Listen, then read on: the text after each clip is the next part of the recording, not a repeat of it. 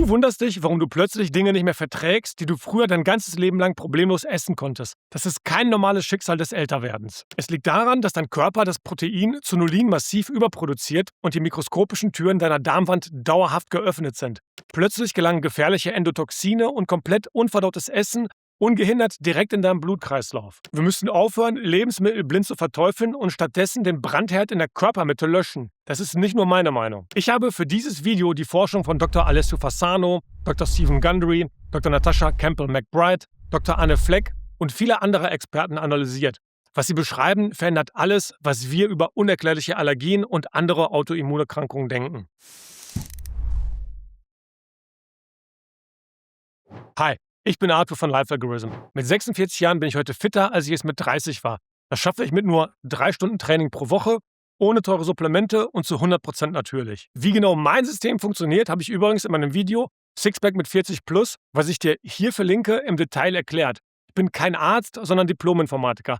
Deshalb betrachte ich den menschlichen Körper rein logisch als ein klares Input- und Output-System. Wenn der Input aus schlechtem Essen, giftigen Stoffen und null Bewegung besteht, wird der Output langfristig die Krankheit sein. Mein fester Leitspruch lautet: Gesundheit ist eine bewusste Entscheidung. Das ist für mich keine graue Theorie aus staubigen Lehrbüchern. Der lebende Beweis für dieses System bin ich selbst. Im Jahr 2019 hatte ich massive Verdauungsprobleme, über die ich bisher noch in keinem Video gesprochen habe. Ich hatte ständige Durchfälle und extrem weichen Stuhl, was mich im Alltag einschränkte. Meine eigene Dr. Google-Recherche brachte mich damals völlig in Panik. Ich dachte ernsthaft, ich hätte Darmkrebs. Kennst du dieses frustrierende Gefühl von unerklärlichen Bauchproblemen aus dem eigenen Alltag? Schreib mal kurz ein Ja oder Nein unten in die Kommentare. Das interessiert mich wirklich. Ende 2019 ließ ich dann eine Darmspiegelung machen. Zum Glück gab es Entwarnung. Die Ärzte fanden keine Tumore und auch keine Polypen. Dennoch waren die täglichen Beschwerden absolut real und messbar. Ich fing an, meine Ernährung Schritt für Schritt logisch zu optimieren. Ich stellte dabei fest, je weniger Getreide ich aß, desto weniger Probleme hatte ich in meinem Bauch.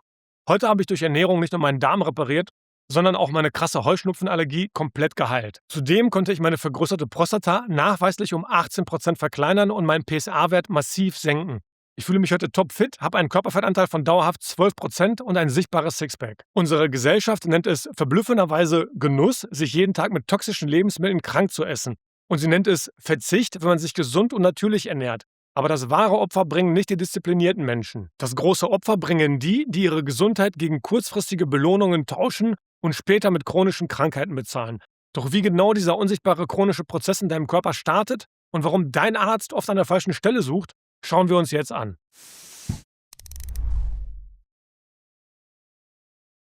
Wir akzeptieren unzählige körperliche Beschwerden als völlig normal, einfach nur, weil sie heutzutage in unserem Umfeld so unglaublich häufig vorkommen. Kopfschmerzen, ständige Müdigkeit, Gelenkschmerzen werden als Teil des Alltags und des Alterns abgetan. Doch in Wahrheit brodelt unter der Oberfläche ein lebensgefährlicher Prozess. Sehr oft leiden wir unter sogenannten stillen Entzündungen. Wenn du noch genauer wissen willst, wie diese Prozesse ablaufen, schau dir gerne mein Video zum Thema Entzündungen an, das ich dir hier verlinke. Diese tückischen Entzündungen entstehen meistens völlig unbemerkt direkt in unseren Fettzellen, ganz besonders im Bereich des Bauches. Von dort aus nehmen diese Entzündungen ihre zerstörerische Arbeit auf. Diese Bauchfettzellen produzieren gefährliche Entzündungsbotenstoffe, die sogenannten Adipokine. Diese chemischen Botenstoffe verteilen sich wie ein schleichendes Gift über deinen Blutkreislauf im gesamten Körper. Hier kommt der echte Wendepunkt für dein Verständnis. Diese heimlichen Entzündungen sind die absolute Wurzel für dramatische Krankheiten wie Herzinfarkte, Demenz, Krebs und schwere Autoimmunerkrankungen. Sie sind das unsichtbare Fundament des körperlichen Verfalls. Der größte Schockfaktor betrifft jedoch unsere mentale Gesundheit. Psychische Leiden wie schwere Depressionen sind absolut keine rein chemischen Ungleichgewichte im Gehirn, wie uns oft die Industrie weismachen möchte. Es sind oft einfach nur handfeste Entzündungskrankheiten. Diese mentalen Krankheiten nehmen ihren wahren Ursprung tief in unserem Darm und unserem Bauchfett. Wenn dieser Zusammenhang für dich gerade genauso ein Augenöffner ist wie für mich damals, dann lass dir jetzt gerne einen Daumen nach oben da und teile das Video mit jemandem. Das hilft dem Lebensalgorithmus und damit der Gesundheit anderer. Dr. Anne Fleck, eine absolute Koryphäe auf diesem Gebiet, bringt diesen Zusammenhang unmissverständlich auf den Punkt, aber hör dir das mal selber an. Was passiert da in mir? Also wir sitzen uns jetzt gegenüber und vielleicht ist irgendwie in mir eine wie sagt das, Stillentzündung, Silent Inflammation im Gange. Und was läuft, was könnte da gerade laufen, während ich vor dir sitze? Also eine stille Entzündung läuft gerne vor allen Dingen auch in Fettzellen ab, zum Beispiel am Bauch. Das ist so eine klassische Entzündungsfabrik. Und diese Entzündungsbotenstoffe, die nennt man Adipokine, die produzieren entzündliche Botenstoffe, zum Beispiel Interleukine. Und diese Entzündungsbotenstoffe, die verbreiten sich dann wie so eine kleine Infektion auch über den Kreislauf im gesamten Körper. Also vom Bauch weg? Genau, das ist also quasi über Botenstoffe, Signalstoffe, flitzt das dann in den Körper. Und die Gefahr ist zum Beispiel eine Entzündung der Haut der Herz-Kreislauf-Gefäße. Das nennt man Endothel. Also alle unsere Gefäße haben nochmal eine ganz wunderbare Endothelschicht. Und oft ist ja immer die Frage, wie ist denn das mit dem Cholesterin? Ist auch nochmal ein Riesenthema. Aber ich kürze es mal ab. Cholesterin ist ja erstmal auch nicht nur böse, es ist ja wie so ein Einbauschrank der Zellmembranen. Der Körper denkt sich bei allem was. Und dann gibt es ja HDL, gutes Cholesterin, LDL, schlechtes Cholesterin. Aber das LDL ist nur dann böse, wenn es mit Sauerstoff, also wenn es oxidiert ist. Dann ist es ein eher böses Cholesterin, ein wirklich böses, was die Tendenz hat, sich in diese Schleimhaut reinzusetzen. Und jetzt wird es spannend. Man kann aus vorsorgemedizinischer Sicht genau diese Anteile an LDL messen, also welcher Anteil ist wirklich oxidiert, welcher ist wirklich so ein kleiner Gefäßterrorist. Aber das LDL lässt sich dann erst in die Hängematte der Herzkranzgefäße oder der Gefäße überhaupt plumpsen, wenn das Endothel, die Schleimhaut, entzündlich ist. Dann ist sie nämlich so ein bisschen klebrig, wie so ein Tesafilm, wo eine Fluse anheftet. Und da lässt sich dann das LDL, das Oxidierte, reinplumpsen und macht dann den ersten Schritt zu einer potenziellen späteren richtigen Gefäßverkalkung. Aber einen Schritt zurück. Wenn man also versucht, über den Lebensstil diese entzündlichen Prozesse, das Entstehen der Botenstoffe zu verhindern und damit auch die Gefäßwand nicht entzündlich verändert wird, wenn man darauf aufpasst, zum Beispiel im Bereich des Mundhöhlensystems keine Entzündungen auszubrüten oder Parodontitis früh zu erkennen und zu behandeln. All das hilft, diese kleinen Schräubchen zu finden und abzudrehen. Ich bin ja eher wie so ein Autoschrauber, der mit Latzhose unter Youngtimern liegt und manchmal musst du auch nur ganz wenige Stellschräubchen drehen, um wieder eine riesen Weiche zur Gesundheit zu schaffen. Und das macht dann auch unbändigen Spaß. Wenn du weißt, Mensch, der andere hat es noch gar nicht so mitgekriegt, aber jetzt haben wir das Schräubchen gefunden und das verhindert dann langfristig Krankheit. Doch diese Entzündungsstoffe aus dem Bauchfett sind oft nur das spürbare Symptom. Der wahre Brandherd liegt noch eine Etage tiefer, an einem Ort, der eigentlich wie ein strenger Türsteher funktionieren sollte, aber bei den meisten von uns völlig versagt hat.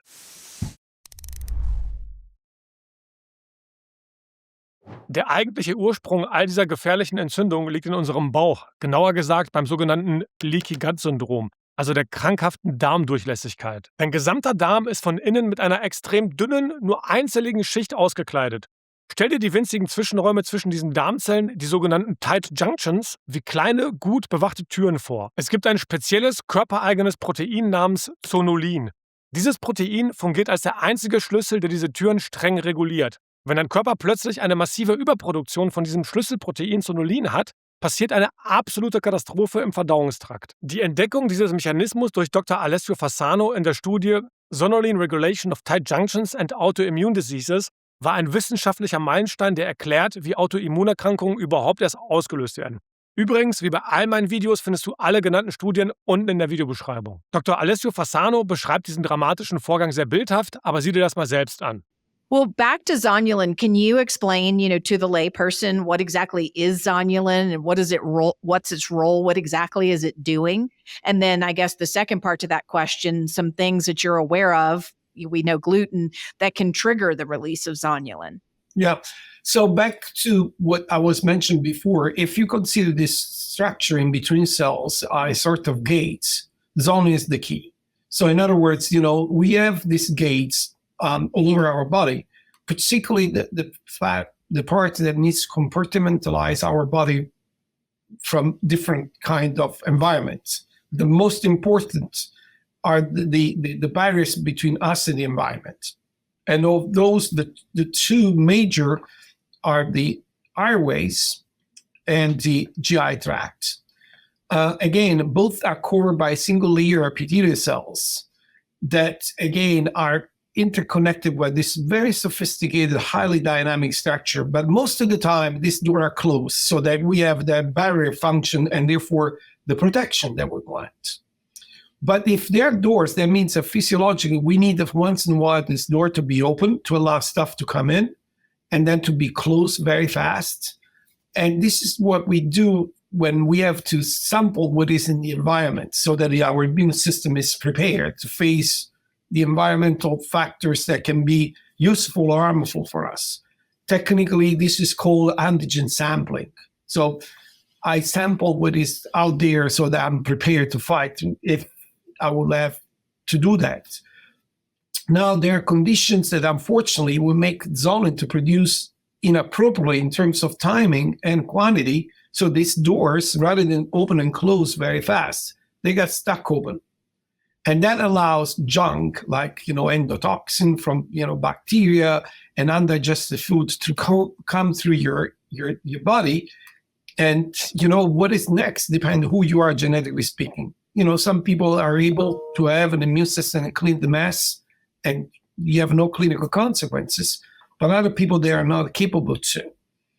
And that will have, consequences that can, be pretty serious. Durch genau diese dauerhaft offenen Türen gelangen nun Schadstoffe, gefährliche Endotoxine, Bakterien und komplett unverdautes Essen völlig ungehindert direkt in deinen Blutkreislauf. Dein biologischer Türsteher hat komplett versagt. Doch warum klemmen diese empfindlichen Türen überhaupt? Die Antwort ist erschütternd. Wir leiden unter einem generationsübergreifenden Mikrobiomschaden. Über Jahrzehnte hinweg wurde unsere Darmflora systematisch und kumulativ zerstört. Es gibt 10 massive Hauptursachen in unserer modernen Gesellschaft, die deinen Darm jeden Tag aufs Neue ruinieren. Und das Wichtige dabei, sie agieren nicht isoliert, sondern greifen alle wie toxische Zahnräder ineinander und bedingen sich gegenseitig. Nummer 1, alltägliche Medikamente und Antibiotika. Nicht nur Antibiotika radieren unsere Darmflora aus. Über 100 gängige Medikamente wie einfache Schmerzmittel, zum Beispiel Aspirin oder Säureblocker, zerstören nachweislich das Bakterienwachstum in unserem Bauch. Nummer 2, industriell hochverarbeitete Lebensmittel. Emulgatoren, künstliche Zusatzstoffe und Konservierungsmittel in Fertigprodukten greifen die empfindliche Darmschleimhaut direkt an und begünstigen stille Entzündungen. Nummer 3, ständiges Snacken. Das ist wirklich Dauerfeuer auf den Darm. Wer rund um die Uhr isst, raubt seinem Darm die überlebenswichtigen Pausen. Erst in Fastenfenstern können sich die Verdauungsorgane regenerieren und der Selbstreinigungsprozess der Zellen starten. Nummer 4, Pestizide und Alltagsgifte.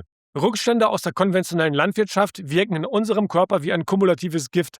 Aber auch die aggressive Chemie, Mikroplastik und hormonell wirksame Stoffe aus billigen Duschgels und Shampoos wandern über unser größtes Organ, die Haut, direkt in deinen Blutkreislauf und zerstören dort dein mikrobielles Gleichgewicht. Nummer 5, raffinierter Zucker und künstliche Süßstoffe. Zucker füttert gezielt schädliche Pilze wie Candida und aggressive Fäulnisbakterien. Gleichzeitig verändern künstliche Süßstoffe das Mikrobiom extrem negativ. Nummer 6, Zonulinträger wie Gluten und Lektine. Bestimmte Pflanzenproteine zwingen den Körper zur massiven Überproduktion des Proteins Zonulin. Das öffnet die Darmwände und lässt Schadstoffe ins Blut. Nummer 7, hormonelle Verhütungsmittel. Die Antibabypille und andere synthetische Hormone greifen tief in das mikrobielle Ökosystem ein und verändern die Zusammensetzung der Darmflora drastisch. Nummer 8, mangelndes Kauen und hastige Schlingen. Wer sein Essen unzureichend zerkaut, schickt große, unverdaute Brocken in den Darm. Diese füttern dort ausschließlich gefährliche Fäulnisbakterien. Nummer 9, chronischer Stress und fehlende Ruhe. Im permanenten Überlebensmodus fährt der Körper die Verdauung massiv herunter. Die Produktion von wichtigen Verdauungssäften wird blockiert, was zu Gärprozessen führt. Nummer 10, chronischer Ballaststoffmangel. Die guten Bakterien brauchen hochwertiges Futter aus natürlichen Pflanzenfasern. Ohne diese ballaststoffreiche Ernährung verhungert unsere schützende Darmflora schlichtweg. Dr. Natasha Campbell-McBride erklärt, dass genau diese kumulative Zerstörung über Generationen hinweg die drastische Zunahme von Autismus, ADHS und schweren Autoimmunerkrankungen bei unseren Kindern erklärt. Und genau hier zeigt sich das skrupellose System der Profitgier. Die Lebensmittelindustrie liefert uns das billige, schädliche Essen und die Pharmaindustrie liefert uns sofort die passenden Pillen, die unseren Darm dann noch weiter in den Ruin treiben. Eine schockierende In-vitro-Studie mit dem Titel Extensively Drug-Induced Alteration of the Human Gut Microbiome belegt diesen Wahnsinn mit harten Fakten. Die Forscher untersuchten über 200 alltägliche Medikamente, die absolut keine Antibiotika sind. Das Ergebnis: über 100 dieser Alltagsmedikamente, darunter ganz normale Schmerzmittel wie Aspirin, verändern aktiv das Wachstum unserer Darmbakterien und zerstören das Mikrobiom. Wir schlucken diese Medikamente oft völlig unbedarft. Was passiert aber genau, wenn dieser Schutzwall bricht und unser Darm plötzlich wie ein riesiges, löchriges Sieb aussieht? Das Chaos, das dann in deinem Blutkreislauf ausbricht, ist der wahre Grund für unzählige chronische Leiden.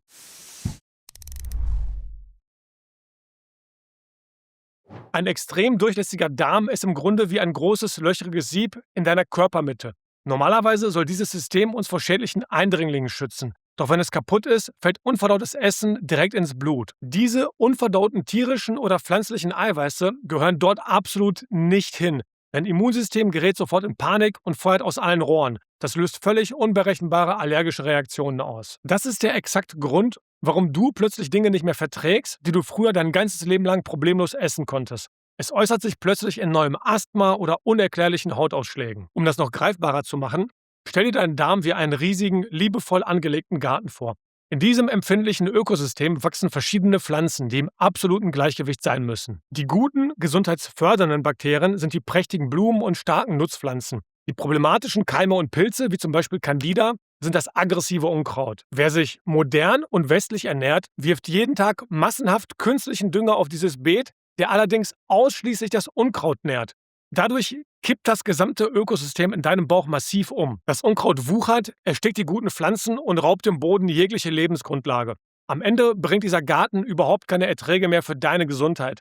Wenn dieses Ökosystem innerlich zugrunde geht, beschleunigt das unseren körperlichen Verfall extrem. Alterungsprozesse und chronische Entzündungen sind im Grunde nichts anderes als harte Prozesse der Oxidation. Dein Körper rostet buchstäblich von innen vor sich hin, wie ein altes Stück Eisen im Dauerregen. Doch was genau vergiftet diesen Garten und reißt die Löcher in unseren Darm bzw. macht ein Sieb daraus?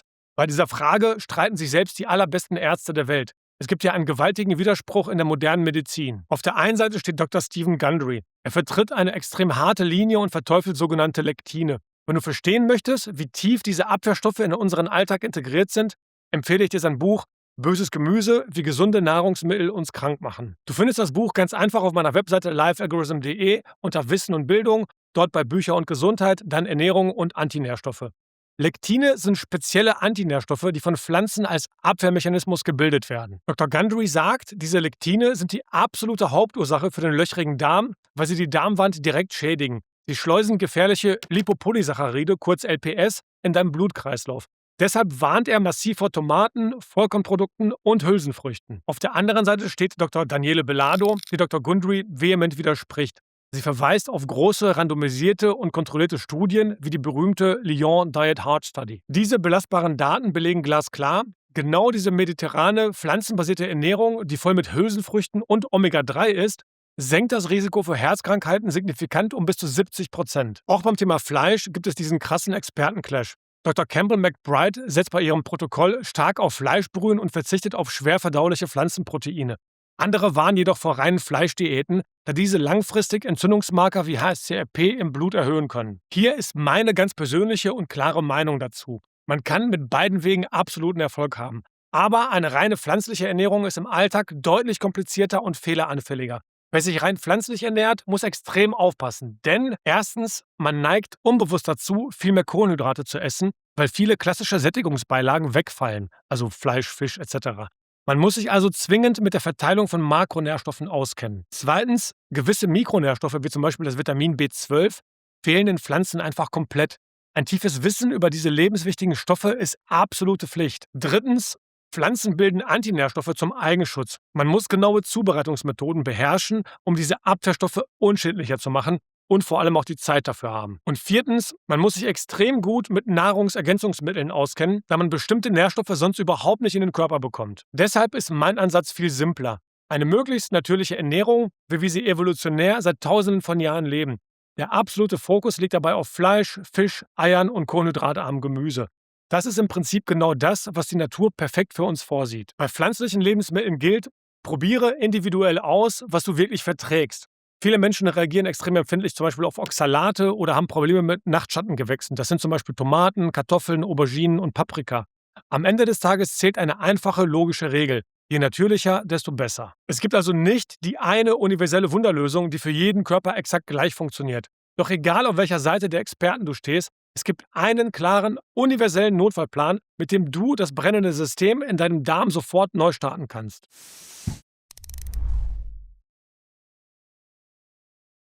Um diese gesundheitliche Katastrophe in deinem Körper aufzuhalten, müssen wir verstehen, aus welchen Bausteinen sie eigentlich besteht. Chronische Krankheiten fallen niemals einfach so vom Himmel. Sie entstehen immer durch eine toxische Kombination aus 5 ganz klaren Säulen. Erstens deine persönliche genetische Veranlagung, also deine Prädisposition. Aber das bitte nicht als Ausrede nehmen, denn viele sagen dann, das liegt in meiner Familie oder was auch immer, aber die Genetik macht weniger aus, als viele denken. Zweitens aggressive Umweltauslöser, wie zum Beispiel Gluten oder andere Toxine. Drittens ein durchlässiger Darm, der diese Schadstoffe ungehindert durchlässt. Viertens ein völlig hyperaktives und in Panik geratenes Immunsystem. Und fünftens ein massiv gestörtes Mikrobiom, eine sogenannte Dysbiose. Um diesen fatalen Kreislauf endlich zu durchbrechen, müssen wir das gesamte System einmal komplett neu starten. Wir müssen den Reset-Knopf für deinen Darm drücken und hier sind die wissenschaftlich fundiertesten Werkzeuge dafür. Der erste und absolut mächtigste Schritt ist das Fasten. Sowohl regelmäßiges Intervallfasten als auch längeres Heilfasten bieten deinen völlig überlasteten Verdauungsorganen eine dringend benötigte Pause. Den genauen Prozess der Zellerneuerung erkläre ich dir detailliert in meinem Video zum Thema Fasten, das ich dir hier verlinke. Diese bewusste Nahrungskarenz fördert die Diversifikation deines Mikrobioms massiv. Das Fasten bereitet den goldenen Boden für den völligen Neuaufbau deiner geschädigten Darmflora. Professor Dr. Andreas Michalsen formuliert das sehr treffend, aber hör dir das selbst mal an. Also Fasten ist schon für die meisten Menschen, die hier Probleme haben, der absolut richtige und wichtige Start. Man muss halt schauen, wie viel man auch Fett mitbringt. Ne? Also es gibt schon auch manchmal Menschen, die sehr, sehr dünn sind, wo wir dann die Erfahrung gemacht haben, okay, für die ist es dann doch zu anstrengend. Aber das ist ja eher nicht so häufig, sagen wir mal, in unserer Gesellschaft. Und insofern ist es schon für die meisten der ideale Start, weil es erstmal auch so den Boden bereitet, halt erstmal so ein Reset macht. Und danach also da erholt sich der Darm, erholen sich die Verdauungsorgane und dann kann man quasi neu aufbauen. Selbst der einfache Verzicht auf das späte Abendessen oder das Frühstück, je nachdem, was besser passt, wirkt wahre Wunder. Es aktiviert in deinem Körper den Prozess der Autophagie. Das ist ein natürliches Selbstreinigungsprogramm, bei dem deine Zellen anfangen, körpereigenen Schrott und Abfall effektiv zu recyceln. Der zweite Schritt betrifft deine pure Lebensstiloptimierung und die Mechanik beim Essen. Wir müssen unbedingt weg von diesen ständigen Zwischenmahlzeiten rund um die Uhr. Geh zurück zum bewährten 3-Mahlzeiten-Prinzip oder noch besser nur 2 Mahlzeiten, damit man ein schönes Fastenfenster von mindestens 16 Stunden realisieren kann. Das gibt deinem Magen, deiner Leber und deinem Darm die nötige Zeit zur Regeneration. Unterstütze das Ganze durch den gezielten Einsatz von natürlichen Bitterstoffen, die deine Verdauungssäfte anregen. Hier ist eine extrem überraschende Tatsache, die völlig kontraintuitiv ist. Dein Kauen bestimmt maßgeblich, welche Bakterien in deinem Darm überleben. Wer sein Essen nur hastig herunterschlingt und unzureichend kaut, lässt große, unverdaute Brocken in den Darm wandern. Diese Brocken füttern gezielt die gefährlichen Fäulnisbakterien in deinem Darm. Das verändert deine gesamte Darmflora extrem negativ, nur weil du dir 5 Minuten Zeit beim Essen gespart hast. Der dritte Schritt ist das gezielte Entfernen von Entzündungsauslösern durch Eliminationsdiäten. Wenn du persönliche Trigger wie Gluten oder spezifische Lektine konsequent streichst, kannst du den Darm heilen und die Autoimmunreaktion deines Körpers oft vollständig stoppen. Ein bekanntes Beispiel dafür ist das strikte GAPS-Protokoll. Es verzichtet komplett auf alle verarbeiteten Lebensmittel. Stattdessen nutzt es natürliche tierische Fette, langgekochte Fleischbrühen und fermentierte Lebensmittel, um den Darm zu heilen und wieder zu versiegeln. Dabei hilft dir auch der Einsatz von hochwertigen Nährstoffen. Besonders wichtig sind nicht oxidierte Omega-3-Fettsäuren aus Algenöl oder fettem Fisch. Omega-3 ist absolut essentiell für die Stabilität deiner Zellmembran. Es senkt die gefährlichen LPS-Werte in deinem Blut und hemmt systemische Entzündungsprozesse enorm. Hier zeigt sich erneut das massive Versagen unserer heutigen Industrie und der Symptombekämpfung. Die klassische Schulmedizin behandelt Symptome wie schlimme Hauterkrankungen oder Ekzeme sehr oft nur oberflächlich mit extrem starken Steroidcremes. Das ist ein fataler Fehler. Es unterdrückt lediglich für einen kurzen Moment die lokale Immunantwort direkt auf der Haut. Die eigentliche wahre Ursache bleibt völlig unberührt. Die gefährlichen Toxine aus deinem löchrigen Darm reichern sich im Hintergrund immer weiter und weiter in deinem Körper an. Das führt Jahre später zu noch viel schwereren Erkrankungen wie zum Beispiel Schuppenflechte. Aber hier gibt es noch einen gewaltigen blinden Fleck.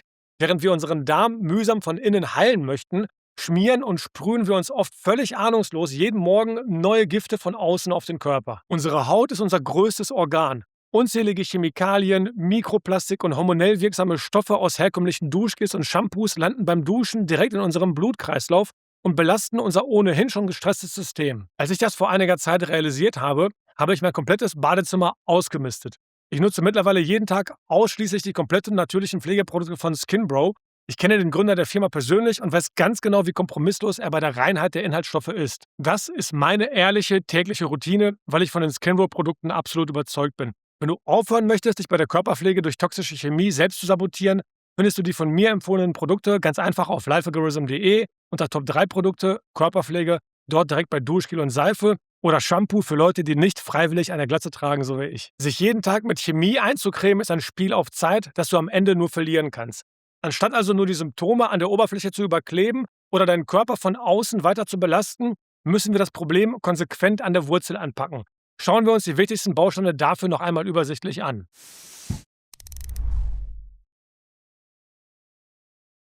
Fassen wir die absolut wichtigsten und fundiertesten Erkenntnisse von heute noch einmal glasklar für dich zusammen. Erstens, der Ursprung nach Hippokrates. Die antike These, dass alle Krankheiten im Darm beginnen, ist heute das zentrale und bewiesene Paradigma der modernen funktionellen Medizin. Zweitens, stille Entzündungen zerstören dich. Entzündungen aus deinen Bauchfettzellen sind die heimliche, unbemerkt tickende Wurzel für Depressionen, Herzinfarkte und Autoimmunerkrankungen. Drittens, das Türmodell des Leaky Gut. Wenn das Schlüsselprotein Zonulin überproduziert wird, klemmen deine Darmtüren im geöffneten Zustand. Giftiger Müll und Endotoxine fluten ungehindert dein Blut. Und viertens, die Chemiekeule. Antibiotika, Pestizide und selbst über 100 alltägliche Medikamente wie Schmerzmittel zerstören aktiv deine gesunden Darmbakterien. Fünftens, der Reset durch Fasten. Heilfasten und der Verzicht auf späte Mahlzeiten oder das Frühstück geben deinem Körper die absolute Pause, die er braucht, um alte Zellen durch Autophagie zu recyceln und das Mikrobiom stark neu aufzubauen. Und sechstens, Mechanik und Nährstoffe. Richtiges Kauen verhindert Fäulnisbakterien, während hochwertiges Omega-3 deine Zellmembran stabilisiert und Entzündungen massiv hemmt. Es ist höchste Zeit, dass wir die alleinige Verantwortung für unsere eigene Gesundheit und unser hochkomplexes Mikrobiom wieder zurückerobern. Lass dir von niemandem einreden, dass ständige Erschöpfung und chronische Schmerzen normal sind, nur weil sie heutzutage so unglaublich häufig vorkommen. Nur etwa 35% der Menschen, die dem Lebensalgorithmus zuschauen, haben diesen Kanal bereits abonniert. Wenn du zu der Gruppe gehören willst, die ihre Gesundheit aktiv, logisch und evidenzbasiert in die eigene Hand nimmt, dann klicke jetzt kostenlos auf Abonnieren und aktiviere die Glocke. Falls du die Themen und Inhalte des Kanals aktiv mitgestalten möchtest, komm gerne auch in den Life Algorithm Telegram-Kanal. Dort stimmen wir gemeinsam als Community ab, welches wichtige Gesundheitsthema wir im nächsten Video schonungslos zerlegen und analysieren. Wie immer möchte ich dir zum Abschluss noch ein Zitat mit auf den Weg geben. Kümmere dich um deinen Körper. Es ist der einzige Ort, den du zum Leben hast. Jim Rohn. Und noch ein paar Worte von mir. Niemand anderes wird diese Verantwortung für dich übernehmen. Weder dein Arzt, noch die Pharmalobby, noch die Lebensmittelindustrie. Die Entscheidung liegt jeden Tag aufs Neue bei dir auf dem Teller. Bleib kritisch, bleib gesund und vor allem fang an. Peace out.